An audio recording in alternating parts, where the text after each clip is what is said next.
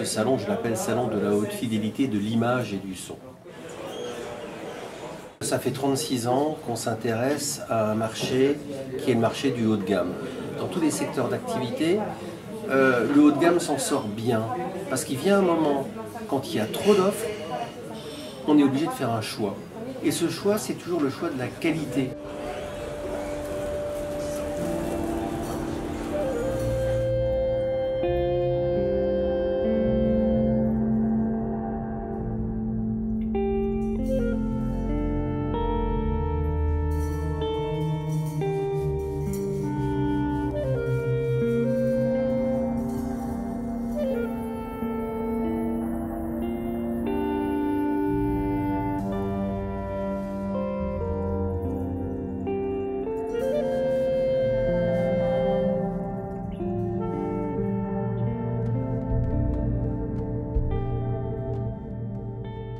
Mais celui qui veut consommer bien ou qui veut consommer mieux, il faut quelque part faire une présélection pour lui. Et donc c'est le but de ce salon.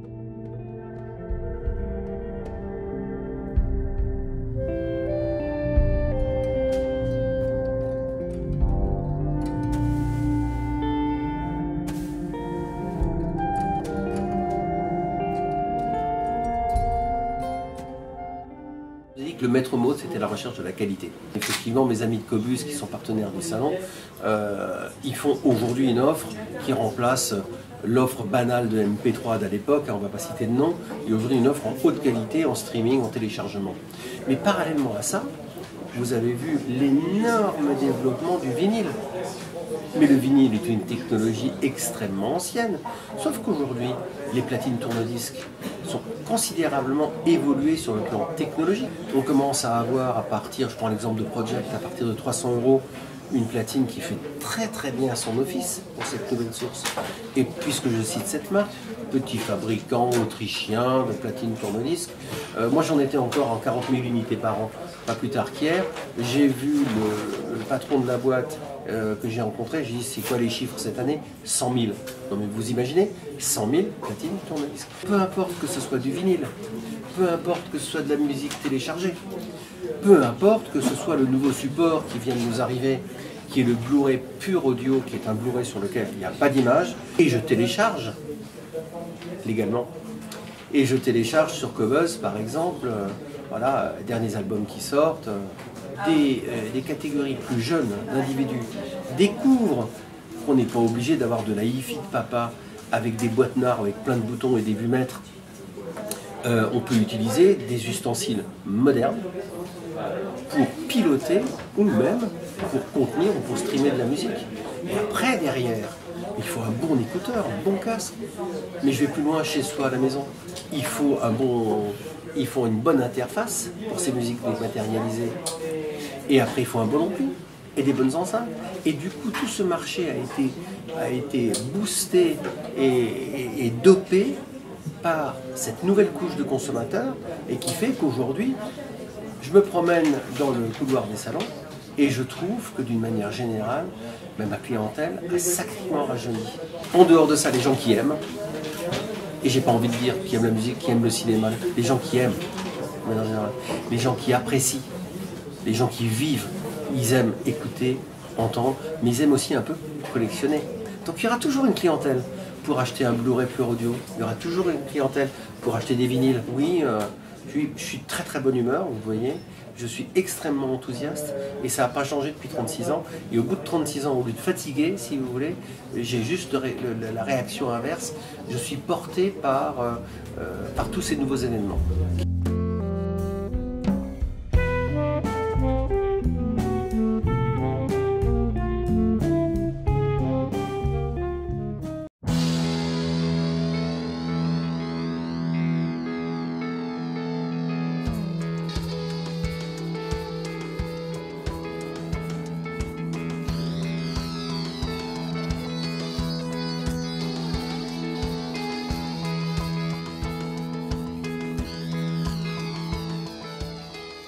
Bonjour, je vous présente aujourd'hui quelques nouveautés de la marque Ellipson.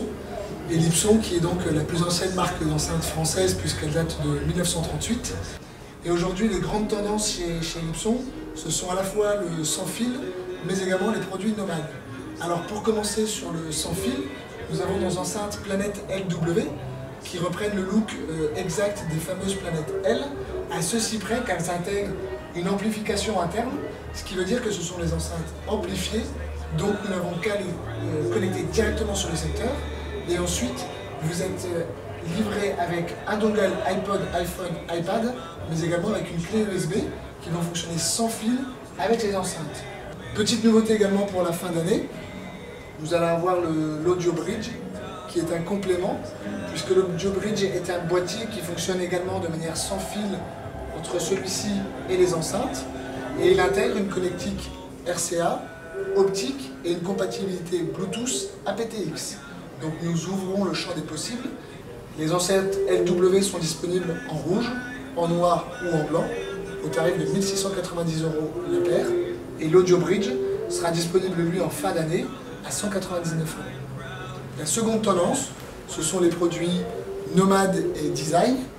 Nous avons signé un partenariat avec la marque de meubles Habitat et nous avons dessiné à 4 mains entre les deux directeurs artistiques Habitat et Ellipson 2 produits. Nous avons d'un côté une enceinte statique puisque celle-ci fonctionne sur le secteur en 2 x 15 watts, Bluetooth 2.1. C'est un produit qui sera commercialisé à partir de la fin octobre à 199 €. Et de l'autre côté, c'est le Lenny qui lui a la particularité de fonctionner de manière nomade puisqu'il intègre une batterie avec une autonomie pouvant aller jusqu'à 8 heures, les mêmes caractéristiques acoustiques, 2 x 15 watts, et celui-ci avec sa anse en cuir peut être transporté très facilement. Il est également weatherproof et il sera commercialisé à partir du mois de novembre à 299 €.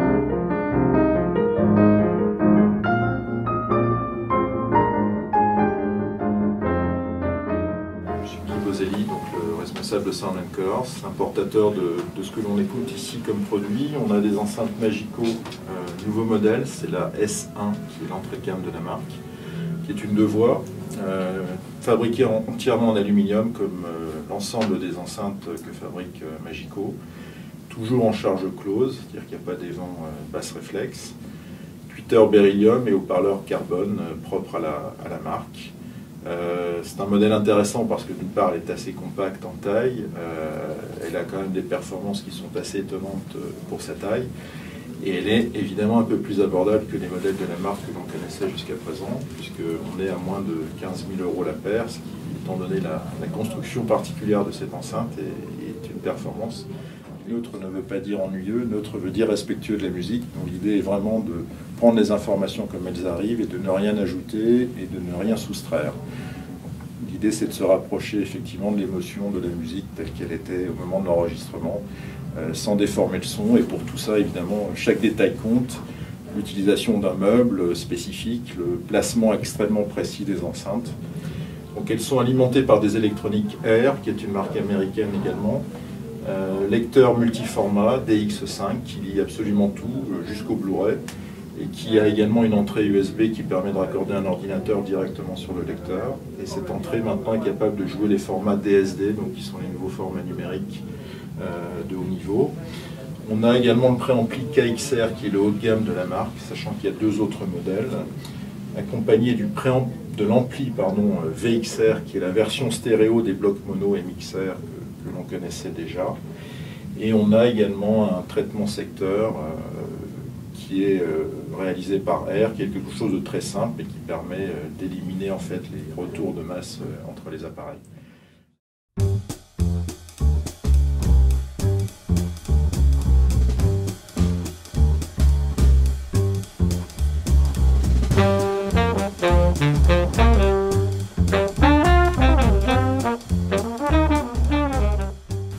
Je Armin Kroos et je suis de chez Avant-Garde Acoustique, concepteur et manufacteur des enceintes à pavillon, évidemment. Et nous restons fidèles à ce principe ancienne de la haute fidélité, évidemment avec notre nouvel modèle 01 Pro. C'est une enceinte à 2 pavillons, 40 cm pour les médiums, 10 cm pour les aigus. Ces enceintes sont un mélange, on peut dire, de plusieurs technologies. Premièrement, de la technologie ancienne des pavillons et la technologie d'aujourd'hui, la technologie numérique. C'est beaucoup plus d'une enceinte. C'est peut-être 80-90% d'un bon système et il faut justement rajouter une source numérique parce que les enceintes, l'enceinte maître, il y a un maître et un esclave qui communiquent Wi-Fi, pas de câble. Le maître peut attaquer à 5 entrées. La connexion Wi-Fi est complètement différente que on pense normalement du Wi-Fi. C'est notre propre protocole. Parce que ce sont 3 DAC par enceinte. Et ce sont 3 canaux séparés. Un canal pour les graves, un canal pour le médium et un canal pour les aigus, mais aussi un 4e pour l'information du volume. Seulement par cette méthode, c'est possible de préserver toute la qualité du signal.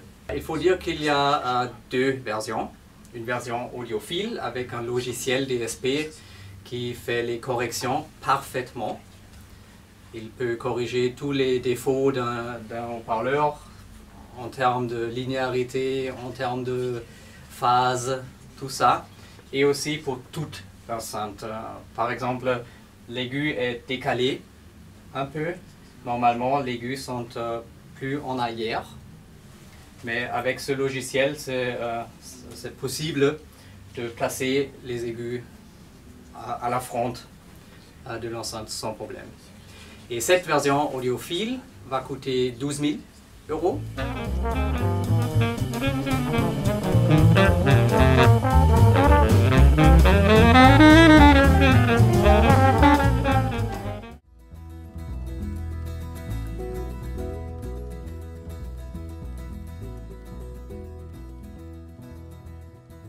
Venu ici à Paris présenter pour la première fois dans un salon national notre machine porte-étendard, on va dire, donc Origine, qui est une machine qui a été développée sans considération sur le prix de fabrication.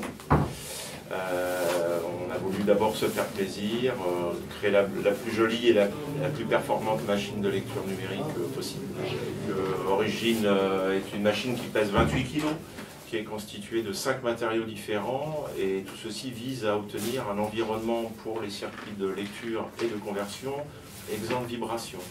Pour obtenir la meilleure qualité sonore, il faut à la fois travailler dans le domaine électronique mais aussi dans le domaine mécanique parce que la hi-fi c'est un petit peu l'inverse des instruments de musique. Dans les instruments de musique on va faire sonner une caisse souvent, on fait résonner l'air. Dans la haute fidélité on cherche à avoir des objets inertes, ce qui est très difficile à obtenir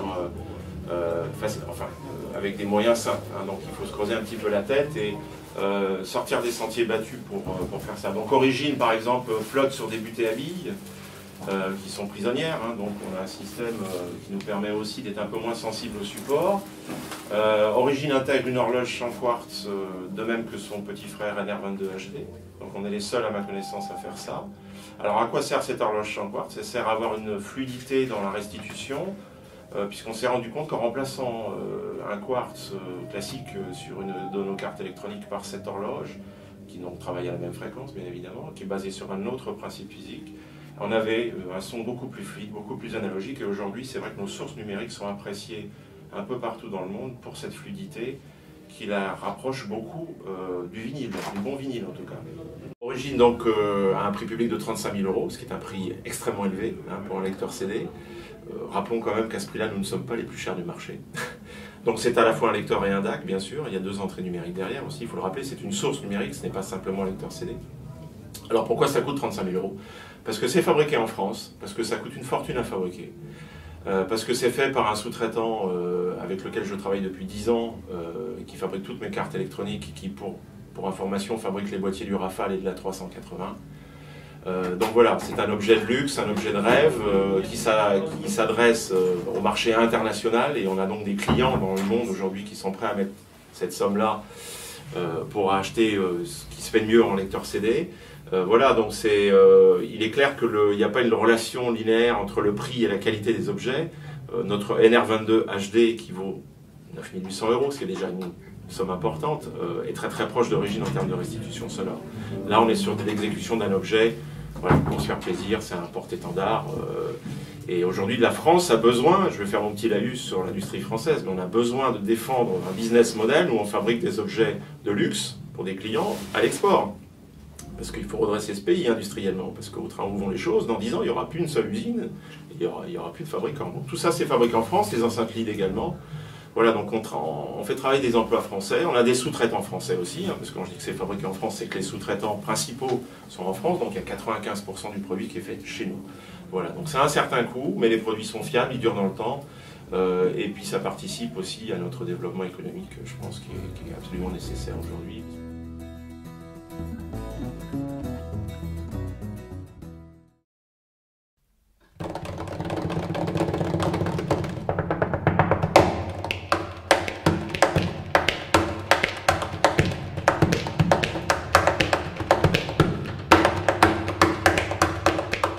Ce que l'on vous présente chez Dynaudio, c'est une nouvelle famille qui s'appelle la famille Xeo, qui est composée de 2 enceintes, une enceinte bibliothèque et une enceinte colonne. Et ces enceintes ont la particularité d'être sans fil.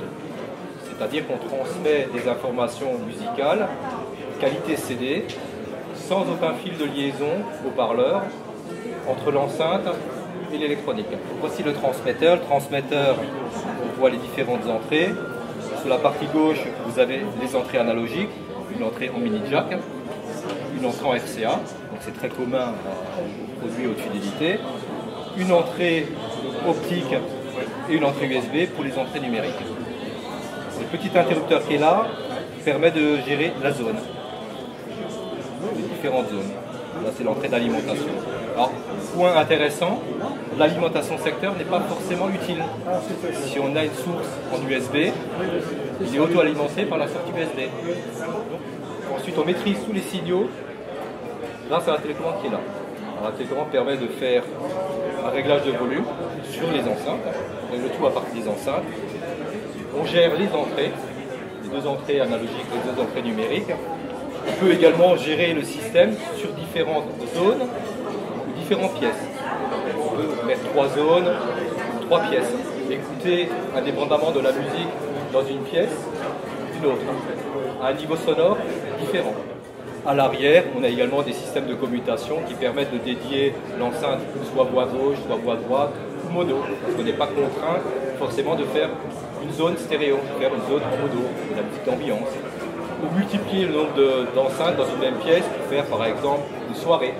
Donc il y a un potentiel relativement large, c'est un produit qui est très ouvert et qui ne nécessite pas de câblage. C'est un produit de niveau qualité Dynaudio, c'est un produit haut de gamme. C'est vraiment du wireless haut de gamme.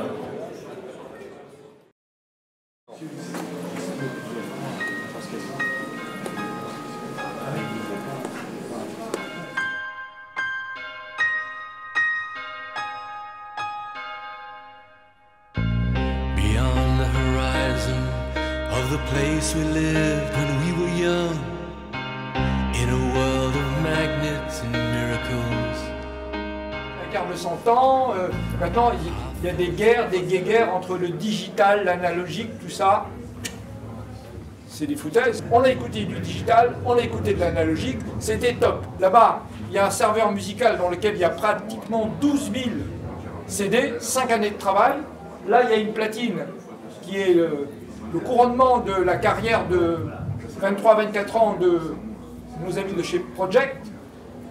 Le Cirrus, il s'appelle Lyric, il est dans la gamme haute de chez Cirrus, chez tous les fabricants dignes de ce nom, ça je le rajoute. Il y a différentes gammes, hein, entrée de gamme, début de gamme, milieu de gamme, haut de gamme. Ça fait partie de la ligne haute. Donc c'est un intégré tout en un, c'est-à-dire que c'est d'abord et avant tout un amplificateur intégré, c'est un lecteur de compact disque, c'est également un tuner, c'est-à-dire un tuner FM, un tuner satellite, un tuner internet, c'est également un convertisseur, c'est également un streamer, il fonctionne en Bluetooth, il a une sortie dédiée que j'ai sollicitée ici pour alimenter éventuellement un caisson de grave. Il fait 2 fois 200 watts, il va avoir un petit frère, lui c'est le grand frère, il va avoir un petit frère. L'appareil qui est là, c'est littéralement un prototype, il est à peine achevé. C'est notre ami de chez Cirrus qui est venu nous l'amener pratiquement sous le bras. Quand on prend sa petite tablette ou son ordinateur, on va chercher des informations. Ce genre d'appareil, ce genre de support, ça permet d'écouter de la musique, c'est la finalité, mais ça permet de l'écouter avec une extrême rigueur, une extrême rapidité, un extrême confort. J'ai eu des kilomètres de vinyle, j'ai des kilomètres de CD, c'est sûr que quand je veux me déplacer, ça va plus vite avec ça. Alors après, on peut entreprendre des discussions à n'en plus finir, mais ce qui compte, au final, c'est d'écouter de la musique. Voilà. Merci Martial. Bravo. Il voulait que je parle du Soulouz, mon chef.